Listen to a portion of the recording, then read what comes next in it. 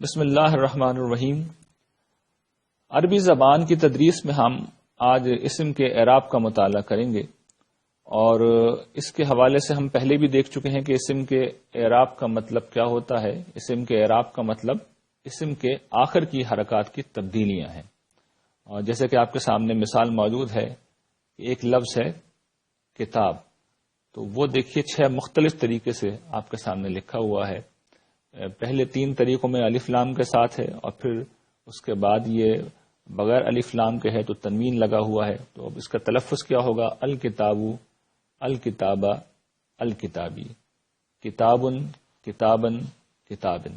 تو آپ اس مثال میں دیکھ لیجئے کہ جو آخری حرف ہے بے، دراصل مسئلہ یا تبدیلی وہاں پہ ہے، تو اسی کی بنا پر، اس بے کی بنا پر ہم یہ کہہ رہے ہیں کہ یہ جو اسم ہے یہ معرب ہے، اس میں آراب کی تبدیلی ہوتی ہے، اور کس طریقے سے ہوتی ہے اس کو ہم انشاءاللہ آگے چل کے دیکھیں گے۔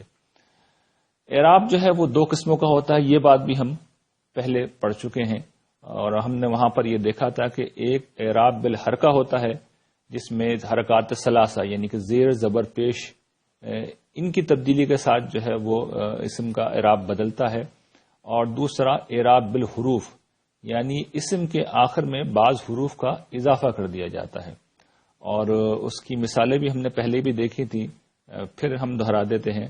ایک آیت جس کا ہم مطالعہ بھی کر چکے ہیں، قد افلح المؤمنون، تو اصل لفظ مومن تھا، اصل اسم مومن تھا، اس کے آخر میں واو نون لگا، واو نون لگا تو یہ جمع ہو گیا، لیکن اس میں جو اعرابی حالت ہمیں معلوم ہو رہی ہے وہ واو نون کی وجہ سے ہم یہ جانتے ہیں کہ یہ حالت رفعی میں ہے۔ حالت رفع کی نشانی واو نون ہے، اور اگر یہ نون لگا ہوا ہو جیسے کہ اگلی مثال میں ہے تو یہ حالت جری و نصبی کی نشانی ہوتی ہے۔ تو یہ دراصل ہم حروف سے اعراب کو متعین کر رہے ہیں۔ تو 2 طریقوں سے حروف کی تعین ہوتی ہے، یا تو حرکات سے یا پھر حروف کے ذریعے سے۔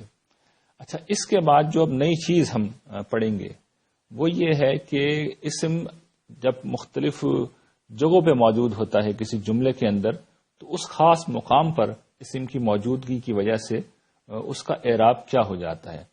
تو پہلی بات یہاں پہ ہم نے بیان کی ہے کہ جب اسم فعل کا فاعل ہو، فعل کا فاعل ہو، یا مبتدا واقع ہوا ہو، یا خبر آ رہا ہو، یعنی 3 چیزیں ہیں، یا تو فعل کا فاعل ہوگا وہ، یا وہ مبتدا ہوگا، یا خبر ہوگا۔ ان تینوں شکلوں میں، ان تینوں صورتوں میں اس کا جو اعراب ہوگا وہ حالت رفعی میں ہوگا۔ مثال کے طور پر فعل کے فاعل کی مثال ہم پیچھے دیکھ چکے ہیں، قد افلح المؤمنون، یہ جو آیت ہم نے پڑھی تھی اس میں فعل جو ہے وہ افلح ہے، اور فاعل کون ہے؟ کامیابی کن کو ملے گی؟ وہ مومنون ہے۔ تو یہ کیا چیز ہو گئی؟ ہم یہ جانتے ہیں کہ جو اسم بھی یہاں پہ آئے گا وہ حالت رفعی میں ہوگا، اسی لیے مومنون کے اوپر واو نون ہے، یہ نون نہیں ہے۔ دوسری جو شکل ہے جو یہاں پہ بیان ہوئی ہے وہ مبتدا کی ہے، اور تیسری شکل خبر کی ہے۔ یہ جو جملہ ایک اور قرآن مجید کی آیت آپ کے سامنے موجود ہے، الحج اشہر معلومات، کہ حج کے مہینے متعین ہیں، اس کا مطلب یہ ہے۔ تو الحج جو ہے یہ جملے کے اندر بطور مبتدا آ رہا ہے، اور اشہر معلومات یہ کیا ہے؟ یہ بطور خبر آ رہے ہیں۔ تو آپ دیکھ لیے کہ ان تمام کے اوپر جو ہے وہ حالت رفعی ہونے کی بنا پر پیش لگا ہوا ہے، تو یہ اس کی نشانی ہے۔ اچھا، یہ حالت رفعی ہو گئی، اس کے بعد حالت جری میں کوئی اسم کب ہوگا؟ یہ چیز بھی گرچہ ہم پہلے پڑھ چکے ہیں، لیکن اس وقت یہاں پہ اس کا موقع ہے تو پھر ہم دہرا دیتے ہیں کہ جب اسم مضاف الیہ ہو یا کسی حرف جار کے بعد واقع ہو تو وہ حالت جری میں سمجھا جائے گا۔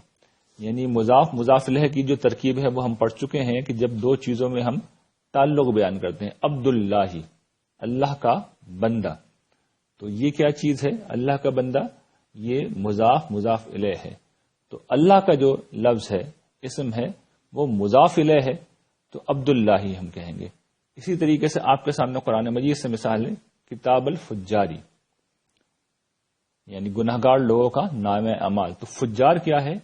وہ مضاف الیہ ہے، اس لیے وہ حالت جری کے اندر ہے۔ قول و رسول، ایک اور مثال ہے رسول کا قول، تو رسول کے نیچے بھی آپ دیکھ رہے ہیں کہ زیر ہے۔ اسی طریقے سے ہم نے پڑھا ہے کہ حرف جار اگر کوئی ہے تو اس کے بعد جو اسم آئے گا وہ بھی مجرور ہوگا. تو یہاں پہ آپ دیکھ سکتے ہیں کہ فل بیتی، فل بیتی، فی جو ہے حرف جار ہے، حرف جار ہے، اور بیت جو ہے اس کا اسم ہے، تو البیتی ہوگا، البیتو یا البیتا اسے نہیں پڑھیں گے ہم. تیسری چیز یہ ہے کہ حالت نسبی میں کوئی اسم کب ہوتا ہے، تو اس کی نشانی یہ ہے کہ جب اسم مفعول واقع ہو رہا ہو یا پھر فاعل یا مفعول کا حال بتا رہا ہو، اس کی کیفیت بتا رہا ہو، تو اسے حالت نسبی میں ہم مانیں گے. اس کی مثال کیا ہے؟ اس کی مثال قرآن مجید سے ہم پہلے بھی ایک دوسرے حوالے سے پڑھ چکے ہیں، وہ یہ تھی کہ وَقَتَلَ داؤد جالوتا، جملہ فعلیہ ہے، قتل کیا داؤد نے جالوت کو. تو جالوت اصل میں مفعول ہے، داؤد فاعل ہے، اور قتلہ جو ہے فعل ہے. تو اب کیا ہوا یہ جملہ کہ داؤد نے جالوت کو قتل کر دیا، اور جالوت چونکہ مفعول ہے اس لیے اس کے اوپر زبر لگا ہوا ہے، حالت نسبی میں ہے. اس کی جو ایک دوسری چیز ہم نے پڑھی یہاں پہ کہ حال بیان کر رہا ہو، تو اس کی ایگزامپل آپ کے سامنے ہے کہ جال ولد راکبن، کہ لڑکا آیا ہے، اور کیسے آیا ہے؟ سوار ہو کے آیا ہے. ہم نے اس کا حال بتایا ہے کہ کس طریقے سے وہ آیا ہے، تو اس کو ہم بیان کریں گے راکبن. آج جو ہم قرآن مجید کی آیات پڑھیں گے سورہ فرقان کی، آپ دیکھیے گا وہاں پہ جگہ جگہ یہ جو حال ہے وہ زیر بحث آئے گا، اس لیے میں نے اس کو متعدد بھی کرا دیا کہ وہاں پہ آئے گا نا الذین یبیتون لربہم سجدا و قیاما، کہ وہ اپنی راتیں اپنے رب کے حضور گزارتے ہیں کس حال میں؟ سجدے کے حال میں اور قیام کے حال میں. تو یہ آئے گا تو آپ کو اس قاعدے کو وہاں پہ سمجھنے میں آسانی ہوگی، اور قرآن مجید میں یہ بکثرت استعمال ہوتا ہے. اچھا، ایک اگلی بات اس میں سمجھنے کی یہ ہے کہ جیسا کہ پیچھے میں نے بیان کیا کہ معرب اسم کہلاتے ہیں، لیکن بعض معرب اسما جو ہوتے ہیں ان کے آخر میں کسرہ اور تنوین نہیں آتی. یعنی معرب اسم وہ ہوتے ہیں جن کے اوپر اعراب آتے ہیں. کتاب کی مثال آپ کے سامنے ہے کہ تنوین بھی آ رہا ہے، زیر بھی آ رہا ہے، زبر بھی آ رہا ہے، پیش بھی آ رہا ہے. لیکن کچھ معرب اسما ایسے ہوتے ہیں کہ جن کے آخر میں کسرہ نہیں آتا، یعنی زیر نہیں آتی اور تنوین بھی نہیں آتا. تو وہاں کیا آتا ہے؟ وہاں فتح آتا ہے یا دمہ آتا ہے. فتح کہتے ہیں زبر کو، اور دمہ کہتے ہیں پیش کو. تو زبر آتا ہے اور پیش آتا ہے. ایسے اسما کو ہم غیر منصرف کہتے ہیں. ٹھیک ہے نا؟ بھول جائیں اصطلاحات، آپ کوئی مسئلہ نہیں ہے، صرف تعارف کرا رہے ہیں ہم. میرے پیش نظر یہ نہیں ہے کہ آپ پوری طرح ان چیزوں کو سمجھ کر لکھنے کے اوپر قادر ہو جائیں یا بولنے کے اوپر قادر ہو جائیں. لیکن بعض مقامات میں جب آئیں گے تو آپ کو محسوس ہوگا کہ پرانا قاعدہ اپلائی نہیں ہو رہا، تو اس کا سبب یہ ہوگا کہ یہ دوسرا قاعدہ وہاں پہ اپلائی ہو رہا ہے. مثالیں آپ کے سامنے ہیں. ایک جملہ میں نے لکھا ہے کہ علامہ عثمان احمدہ فی مکہ تھا. یہ جملہ فعلیہ ہے. علامہ یعنی کہ سکھایا، عثمان نے فاعل ہے اس لیے مرفوع ہے، احمدہ یہ بھی غیر منصرف اسمی ہے، لیکن چونکہ نصب اس کے اوپر آتا ہے اس لیے یہ مفعول ہونے کی بنا پر نصب ہی آ رہا ہے. لیکن جو اب دیکھیے اگلی ترکیب کیا ہے؟ جار مجرور کی. فی مکہ تھا، اس کو ہم فی مکہ ہی نہیں پڑھیں گے، فی مکہ تھا. ویسے آپ پڑھیں گے فی البیت ہی پڑھا تھا ہمیں. یہاں پر مگر ہم پڑھیں گے فی مکہ تھا، یعنی اس میں اگر ہمیں زیر بھی لگانا ہو تو ہم زبر لگائیں گے. ٹھیک ہے؟ زیر بھی لگانا ہو تو ہم زبر لگائیں گے. چنانچہ بعض اور اسما بھی جو غیر منصرف ہیں آپ کے سامنے میں نے لکھ دیے ہیں. عمران قرآن مجید کہتے ہیں اعلی عمرانہ. اسی طریقے سے ابراہیم قرآن مجید کہتا ہے اعلی ابراہیمہ، حالانکہ وہ مضاف مضاف الیہ ہے. یعنی مضاف مضاف الیہ ہونے کی وجہ سے ابراہیم اور عمران دونوں حالت جری میں مانے جائیں گے. جیسے ہم کہتے ہیں نا صلی علی محمد و اعلی آل محمد، تو آل محمد جو ہے صلی اللہ علیہ وسلم تو زیر آ رہا ہے محمد کے نیچے، اس لیے کہ وہ منصرف ہے. یہ جو ہے اعلی ابراہیمہ اور اعلی عمرانہ، یہ دونوں کیا ہیں؟ غیر منصرف ہیں، اس لیے یہ حالت جری میں مانے جائیں گے. لیکن آپ قرآن مجید میں دیکھیں گے کہ ان کے اوپر زبر آئے گا. ٹھیک ہے نا؟ تو یہ بات آپ سمجھ لیجئے.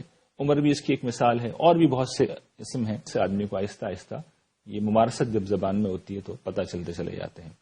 ایک آخری بات وہ بھی بہت سادہ سی ہے، پڑھ تو آپ چکے ہیں، صرف قاعدہ میں اب بیان کر رہا ہوں کہ کچھ اسما ایسے ہوتے ہیں جن کی حرکات نہیں بدلتی.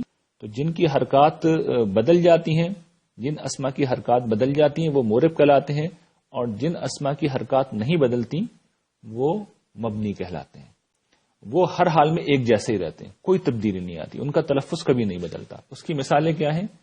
ایک جملہ یہاں لکھا ہوا ہے جا ہاضا، پیچھے ہم نے پڑھا تھا جا الولدو، تو ولد کے اوپر پیش آ گیا تھا، حالت رفعی میں تھا. جا ہاضا، ہاضا کسی بھی حال میں ہو، کسی بھی طریقے سے آئے وہ ہاضا ہی رہے گا، اس پہ نہ پیش آئے گا، نہ زبر آئے گا، نہ زیر آئے گا. اسی طریقے سے جو چیزیں ہم پڑھ چکے ہیں اس میں سے مثال کے طور پر جو اس میں ضمیر جتنے بھی ہیں وہ سب کے سب مبنی ہیں.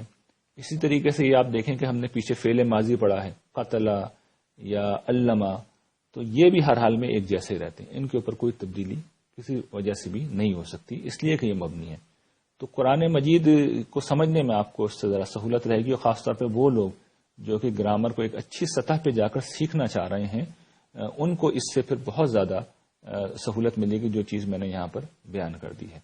وآخر دعوانا ان الحمد للہ رب العالمین.